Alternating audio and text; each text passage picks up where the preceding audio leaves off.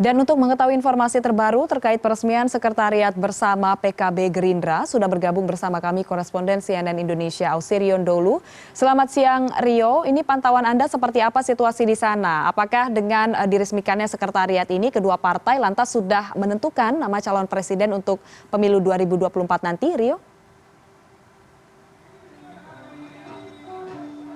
Ya, selamat siang Farhanisa. Memang kalau kita lihat di awal tahun ini, tensi politik kian memanas setelah pada akhirnya Koalisi Kebangkitan Indonesia Raya yang diisi oleh Partai Gerindra dan juga Partai PKB pada akhirnya meresmikan kantor sekretariat bersama yang memang kalau kami dengar informasinya ini sudah direncanakan sejak awal tahun, bahkan dari tahun lalu begitu. Yang pada akhirnya baru terjadi pada tanggal 23 Januari hari ini. Dan memang peresmian kantor sekretariat bersama ini akan menjadi simbol bagi kedua partai untuk memperkuat soliditas di antara kedua partai untuk membangun strategi pemenangan pemilu 2024 yang akan datang. Nah, tadi tepat di belakang saya ini menjadi lokasi di mana Ketua Umum Prabowo Subianto dan juga Ketua Umum Partai Kebangkitan Bangsa Muhaimin Iskandar ini melakukan pidato ataupun juga potong pita begitu untuk kemudian meresmikan kantor sekretariat bersama yang akan menjadi tempat berkumpulnya bagi para elit atau petinggi kedua partai untuk kemudian menyusun strategi pemenangan pemilu 2024 yang akan datang. Meskipun seperti yang tadi Anda juga tanyakan dan juga saya sebutkan juga bahwa kedua partai hingga pada saat ini masih belum menentukan nama calon presiden dan juga wakil presiden yang akan diusung untuk Pilpres 2024 yang akan datang. Nah, kami sudah merangkum ada sekitar 4 alasan utama mengapa pada akhirnya kantor sekretariat bersama ini diresmikan oleh kedua partai meskipun belum memiliki nama-nama calon presiden dan wakil presiden yang akan diusung. Yang pertama adalah karena memang kedua partai tidak memiliki kendala terkait dengan komunikasi yang dilakukan oleh kedua ketua umum partai yakni Muhaimin Iskandar dan juga Prabowo Subianto. Karena kalau kita lihat dari berbagai acara bersama baik yang ada di Senayan, walaupun pada saat itu kita ingat melakukan pendaftaran bersama di KPU, ini kedua partai ataupun kedua ketua umum partai ini sangat cair dalam hal komunikasinya. Dan yang kedua adalah tidak ada kendala ideologis dari kedua partai untuk membangun strategi terkait dengan visi misi pembangunan Indonesia yang akan datang. Lalu kemudian juga yang ketiga, kedua partai ini masih sangat saling membutuhkan dalam hal basis suara yang akan didapatkan oleh kedua partai. Kita ingat bahwa PKB ini memiliki basis suara dari kalangan NU dan juga Gerindra memiliki basis suara dari kalangan nasionalis begitu, sehingga muncul simbiosis mutualisme di antara kedua partai untuk kemudian terus menjalin komunikasi terkait dengan pemilu 2024 yang akan datang.